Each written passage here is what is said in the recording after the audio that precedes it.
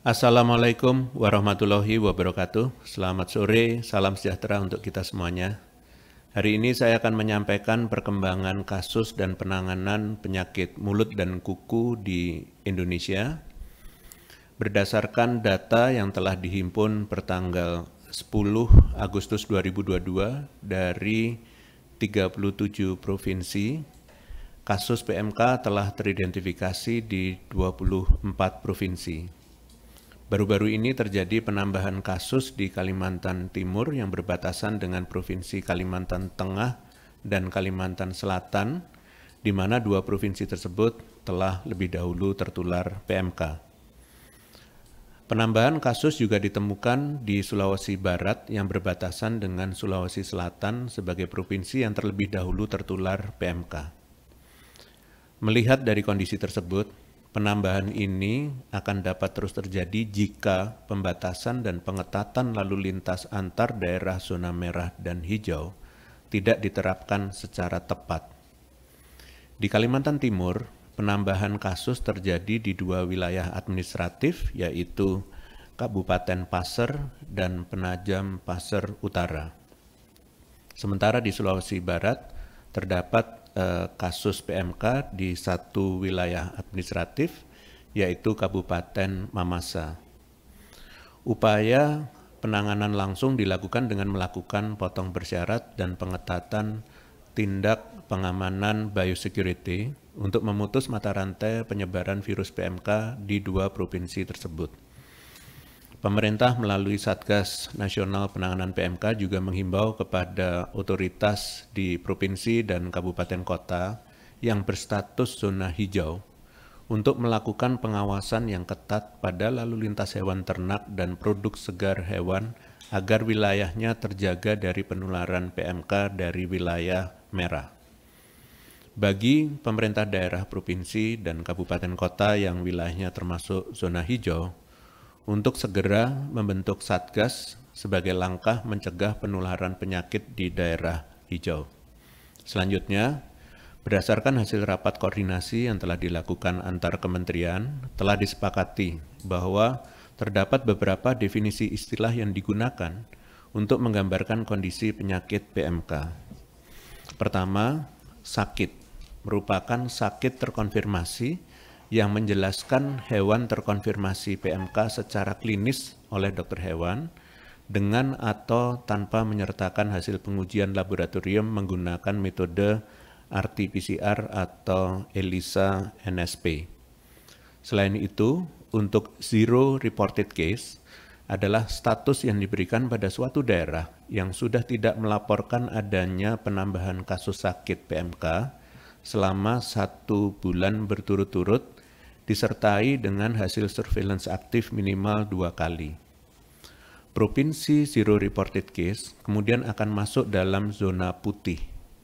Terakhir, untuk zona hijau merupakan provinsi dengan kabupaten kota yang belum tertular kasus sama sekali atau pernah tertular namun sudah terekam tidak melaporkan kasus sakit terkonfirmasi dalam 2 tahun yang dibuktikan dengan hasil surveillance aktif yang rutin. Selanjutnya, saya akan menyampaikan mengenai beberapa provinsi yang terlaporkan belum menemukan kasus PMK baru di wilayah-wilayahnya atau yang disebut sebagai provinsi zero reported case. Hingga saat ini, menurut data yang dapat diakses pada siagapmk.crisiscenter.id, terdapat 6 provinsi yang belum melaporkan kembali adanya kasus PMK baru selama beberapa waktu ini, yakni di Kepulauan Riau, Sumatera Selatan, DKI Jakarta, Kalimantan Tengah, Kalimantan Selatan, dan Bali. Melalui grafik yang ada, dapat dilihat bahwa DKI Jakarta memiliki tingkat kesembuhan secara klinis yang tinggi dibandingkan dengan 5 provinsi lain, yaitu sebesar 95% dari 1048 kasus. Kemudian Kalimantan Tengah memiliki tingkat kesembuhan dan juga tingkat potong bersyarat yang sepadan, yaitu sekitar 50% dari 827 kasus. Selanjutnya Bali melakukan penanganan dengan potong bersyarat dengan persentase sebesar 99,46% dari 556 kasus dan sisanya dilaporkan mati. Selanjutnya di Kepulauan Riau, tingkat kesembuhan secara klinis mencapai 94% dari 415 kasus PMK pada sapi potong dan sapi perah. Terakhir, Sumatera Selatan memiliki tingkat kesembuhan secara klinis sebesar 84% dan tingkat potong bersyarat sebesar 11,44%.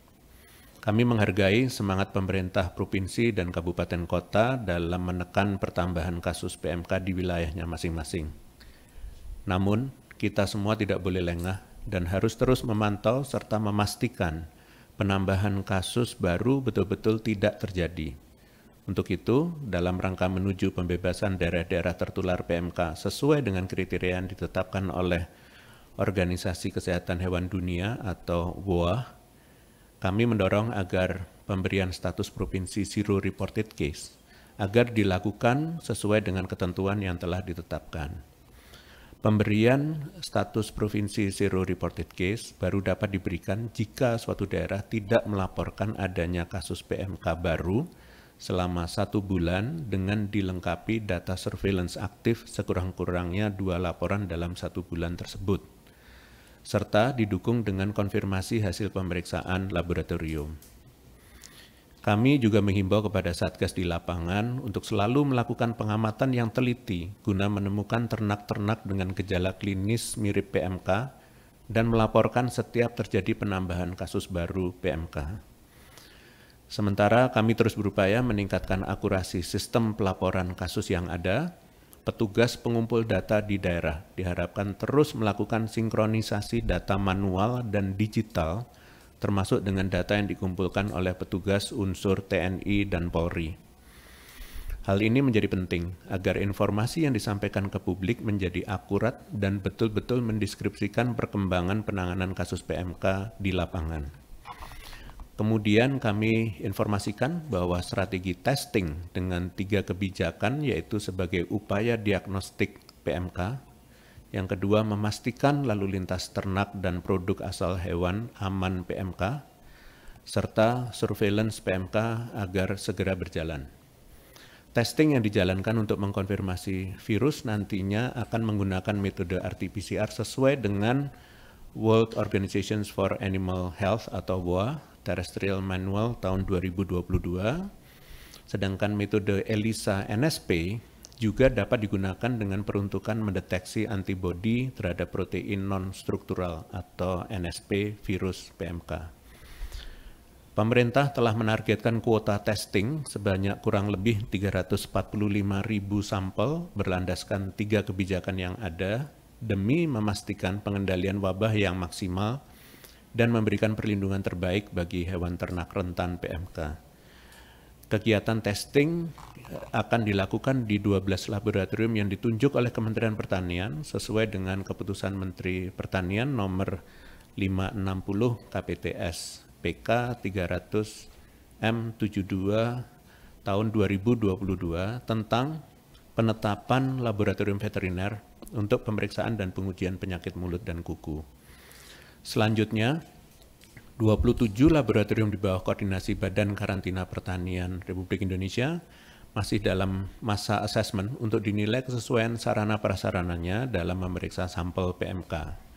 Beberapa laboratorium yang berada di bawah kementerian lain juga disiapkan untuk dapat membantu pemeriksaan jika diperlukan dalam rangka percepatan testing. Kami meminta kepada pemerintah daerah untuk aktif mengirimkan spesimen dari hewan-hewan yang diduga tertular PMK dari lokasi-lokasi yang berpotensi menjadi tempat penularan PMK seperti rumah potong hewan, serta spesimen yang diperoleh dari entry atau exit point yang merupakan jalur lalu lintas ternak ke laboratorium rujukan. Pengiriman spesimen tersebut perlu dilakukan secara berkala untuk memastikan keadaannya. Kemudian, sebagai bagian dari strategi utama pengendalian PMK, kami menggencarkan vaksinasi pada ternak yang sehat. Guna memberikan perlindungan terbaik bagi ternak-ternak Indonesia, target vaksinasi disepakati adalah semua hewan ternak rentan PMK berkuku belah, yaitu sapi, kerbau, kambing, domba, dan babi. Dan per 10 Agustus, terdapat sekitar 1.224.766 ternak yang telah divaksinasi di daerah tertular. Dapat kami sampaikan bahwa saat ini diterapkan kebijakan vaksinasi dengan memprioritaskan kegiatan vaksinasi untuk dilakukan pada ternak sehat yang berada pada lumbung ternak dengan jumlah kasus yang tinggi seperti Jawa Barat, Jawa Timur, Jawa Tengah, Sulawesi Selatan, Sumatera Utara, Lampung, dan NTB. Sementara ini, Provinsi Bali turut menjadi daerah prioritas vaksinasi mengingat tingginya volume lalu lintas manusia baik secara domestik maupun internasional yang berpotensi menjadi faktor menyebarnya penyakit melalui manusia. Kepada daerah provinsi dan kabupaten kota yang belum tertular PMK dan termasuk dalam wilayah zona hijau, perlindungan ternak dalam daerah adalah dengan pengetatan tindak pengamanan biosecurity, termasuk di dalamnya adalah mematuhi aturan lalu lintas ternak hidup, produk hewan segar, dan produk hewan olahan. Pemerataan vaksinasi ke semua daerah tertular akan terus diupayakan oleh pemerintah, salah satunya adalah dengan penyediaan vaksin yang proses produksi seluruhnya maupun sebagian hanya proses pengemasan saja dilakukan oleh perusahaan dalam negeri. Kapasitasi produsen vaksin dalam negeri terus kami lakukan sebagai upaya kemandirian bangsa. Pemerintah akan memberikan dorongan dan dukungan kepada Pusat Veteriner Farma atau Pusvetma sebagai institusi pemerintah yang mampu memproduksi vaksin PMK serta beberapa perusahaan swasta lainnya yang ada di Indonesia. Pengadaan vaksin impor siap pakai juga menjadi salah satu mekanisme pengadaan vaksin PMK yang akan dilakukan oleh pemerintah.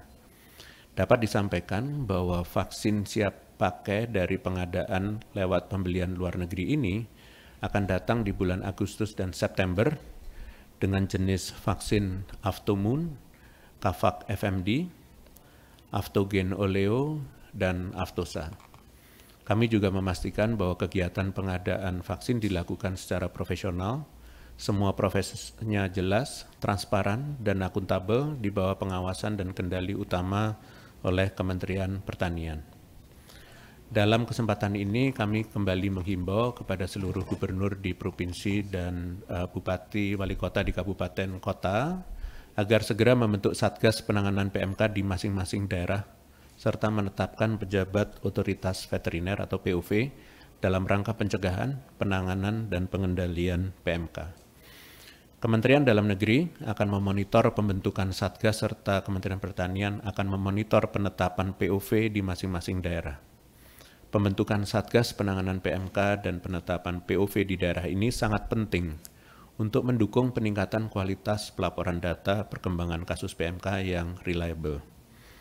Dan berdasarkan rapat koordinasi disepakati bahwa Satgas PMK daerah diketuai oleh Sekda dan selanjutnya Gubernur dan Bupati Wali Kota melakukan koordinasi dengan Satgas PMK di daerah. Kami juga menghimbau untuk melibatkan TNI dan Polri sebagai bagian dari Satgas serta melakukan koordinasi intensif berjenjang mulai dari desa hingga ke pusat dalam pelaksanaan tupoksinya. Selanjutnya kepada provinsi dan kabupaten kota zona hijau atau yang belum tertular PMK, diharapkan untuk tetap mempertahankan statusnya terutama dengan mengawasi lalu lintas ternak. Berdasarkan surat edaran Satgas Penanganan PMK nomor 4 tahun 2022 tentang pengendalian lalu lintas hewan rentan penyakit mulut dan kuku dan produk hewan rentan penyakit mulut dan kuku berbasis zonasi, menyebutkan bahwa hewan ternak yang dilalu lintaskan antar kabupaten kota diwajibkan dalam kondisi sehat dengan dinyatakan dalam surat keterangan kesehatan hewan atau SKKH dan atau surat veteriner atau SV yang diterbitkan sebelum keberangkatan dan telah memiliki surat riwayat kesehatan hewan. Diminta kepada dokter hewan berwenang yang melakukan pemeriksaan kesehatan hewan dalam rangka penerbitan SKKH bagi hewan yang akan dilalu lintaskan untuk dapat melakukan pemeriksaan dengan teliti dan hati-hati.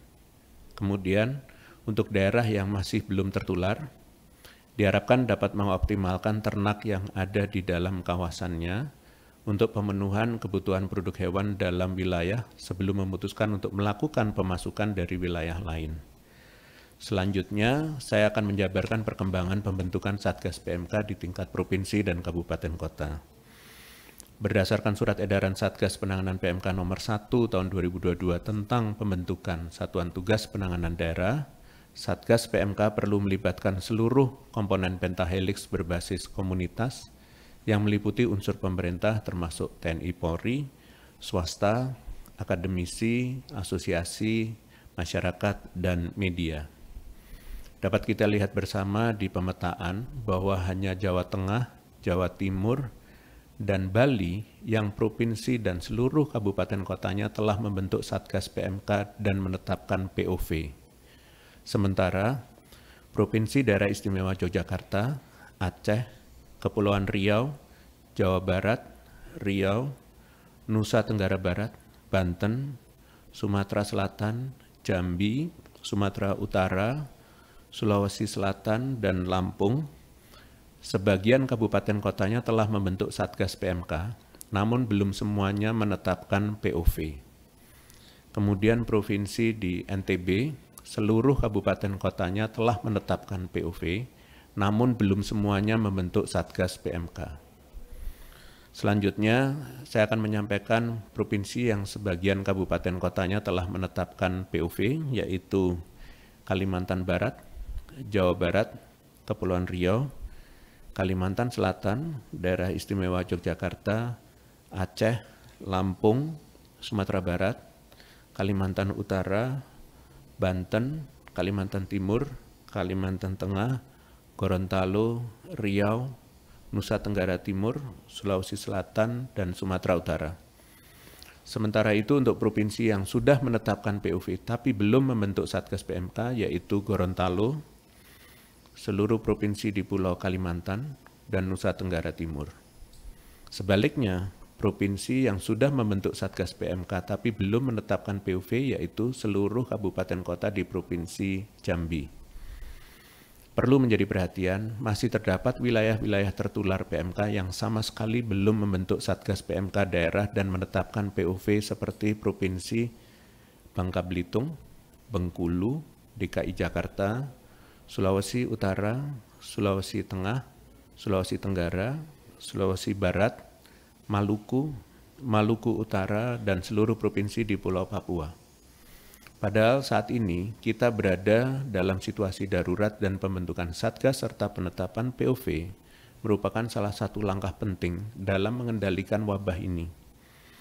Maka dari itu, saya menegaskan kembali kepada pemerintah daerah provinsi serta kabupaten kota yang wilayahnya terkonfirmasi tertular PMK dan belum membentuk Satgas PMK dan menetapkan POV, untuk segera melakukan pembentukan Satgas dan penetapan POV sebagai upaya percepatan pengendalian wabah PMK. Kementerian Dalam Negeri akan ikut memonitor pembentukan Satgas di tingkat provinsi dan kabupaten kota, serta Kementerian Pertanian juga turut memonitor penunjukan POV di tingkat provinsi dan kabupaten kota. Bagi pemerintah daerah, provinsi, dan kabupaten kota yang wilayahnya termasuk zona hijau, dihimbau untuk dapat membentuk Satgas sebagai tindakan pencegahan terhadap wabah PMK. Sebagai informasi, update pembentukan Satgas daerah akan kami sampaikan kembali pada konferensi pers pekan depan. Selanjutnya, saya ingin menyampaikan bahwa adanya Satgas Penanganan PMK yang berkolaborasi dengan Kementerian Pertanian dan seluruh pemerintah provinsi, kabupaten, dan kota, serta keterlibatan komponen pentahelix seperti TNI, Polri, swasta, akademisi, dan komunitas serta media merupakan langkah serius pemerintah untuk cepat mengendalikan krisis wabah ini. Namun demikian, peran aktif dan kepedulian masyarakat dalam pengendalian wabah ini juga sangat diperlukan seperti turut serta menerapkan tindak pengamanan biosecurity. Saya ingin menegaskan kembali pentingnya tindak pengamanan biosecurity sebagai bagian dari strategi utama dalam mencegah penyebaran virus PMK ke hewan rentan yang sehat. Untuk mengendalikan wabah PMK, pemerintah siap mendukung proses pengobatan hewan terinfeksi PMK, menyiapkan fasilitas untuk testing, menyiapkan tindakan vaksinasi, dan memfasilitasi proses potong bersyarat, Tetapi masyarakat, khususnya peternak, juga diharapkan dapat aktif membantu dengan menerapkan tindak pengamanan biosecurity yang ketat dan tepat. Ini adalah tanggung jawab kita bersama. Peternak perlu melakukan pengawasan dan pengendalian pada setiap orang yang memasuki area peternakan dan berinteraksi langsung dengan hewan ternaknya. Peternak harus memastikan semua alas kaki, pakaian, kendaraan, dan peralatan milik siapapun yang mengunjungi atau bekerja di area peternakan bebas dari risiko membawa virus PMK ke hewan ternak rentan. Peternak juga harus melakukan pengawasan dan pemeriksaan pada hewan ternak baru yang masuk ke area peternakannya untuk memastikan kondisi hewan benar-benar sehat. Hewan perlu diisolasi terlebih dahulu dari hewan lain sambil dipantau untuk gejala-gejala klinis PMK. Selain itu, perlu diperhatikan bahwa hewan sakit yang baru saja sembuh baru bisa dilalu lintaskan dalam jangka waktu 1 bulan sejak pertama kali menunjukkan gejala klinis PMK. Sekaligus kami menghimbau agar masyarakat khususnya peternak dapat proaktif melapor ke staf dinas atau pelapor desa jika ada hewan ternaknya yang menunjukkan gejala klinis PMK. Ini penting agar ternak yang diduga terinfeksi PMK dapat segera diberi tindakan lanjutan seperti pemeriksaan fisik dan pengobatan oleh medik veteriner dan paramedik veteriner.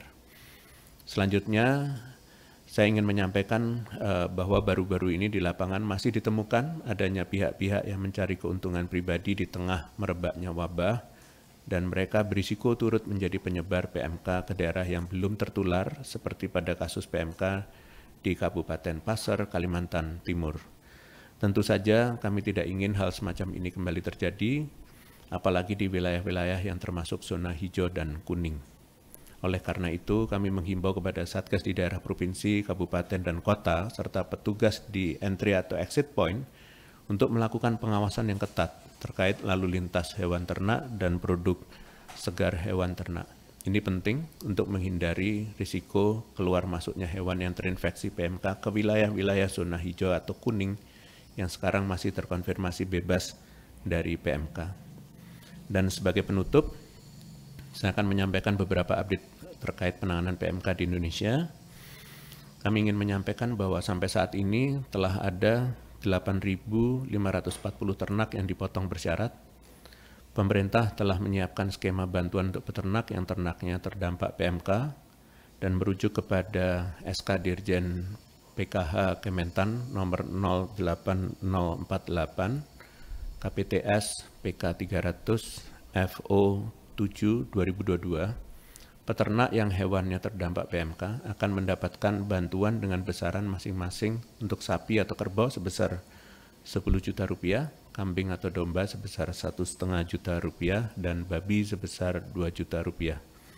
Oleh karena itu, kami menginformasikan agar peternak tidak perlu ragu untuk melakukan potong bersyarat terhadap ternaknya sesuai dengan rekomendasi POV, karena mekanisme pemberian bantuan telah disiapkan oleh pemerintah sesuai dengan ketentuan. Peternak perlu melengkapi data persyaratan pemberian bantuan agar prosesnya akuntabel, seperti fotokopi KTP peternak, bukti laporan Isiknas RUT 697, surat keterangan pemilik dari kepala desa, surat keterangan dari dokter hewan, dan rekening bank. Selanjutnya, kami juga ingin menyampaikan bahwa pemerintah menerapkan kebijakan berjenjang untuk alur koordinasi penanganan PMK di Indonesia, mulai dari Satgas Nasional, Satgas Provinsi, dan Kabupaten Kota, hingga ke level mikro di masyarakat seperti RT RW. Satgas Penanganan PMK bersama dengan Kementerian Pertanian telah membangun koordinasi dan jejaring lintas lembaga dalam pengendalian penyakit PMK dalam rangka menciptakan sistem pengendalian yang komprehensif, terstruktur, dan inklusif. Kami juga terus meningkatkan koordinasi penanganan wabah PMK antara pemerintah pusat dan daerah, sehingga pelaporan terkait kasus PMK selanjutnya akan lebih baik dan lebih menggambarkan kondisi wabah PMK yang sedang terjadi di Indonesia.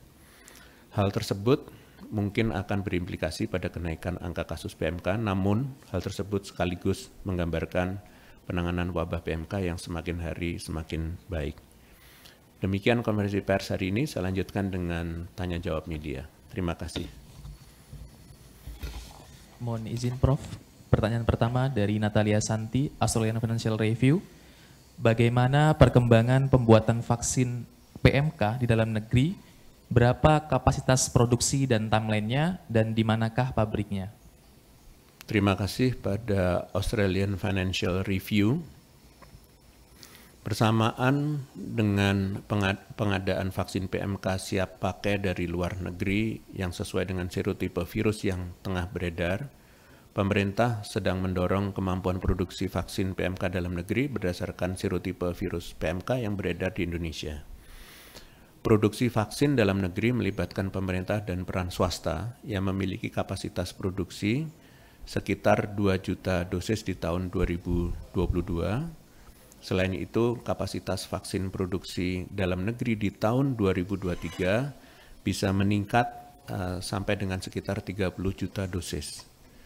Mengingat vaksin dalam negeri sebagai perwujudan kemajuan dan kemandirian bangsa, pemerintah secara penuh mendukung dan memprioritaskan vaksin dalam negeri sebagai upaya menciptakan kesehatan nasional dalam hewan rentan PMK. Terima kasih. Pertanyaan kedua dari Damiana, CNBC Indonesia. India melaporkan darurat penyakit LSD yang sudah menyerang 1000-an ekor sapi. Apakah Satgas akan merekomendasikan dihentikannya sementara impor daging sapi beku dari India? Terima kasih CNBC Indonesia.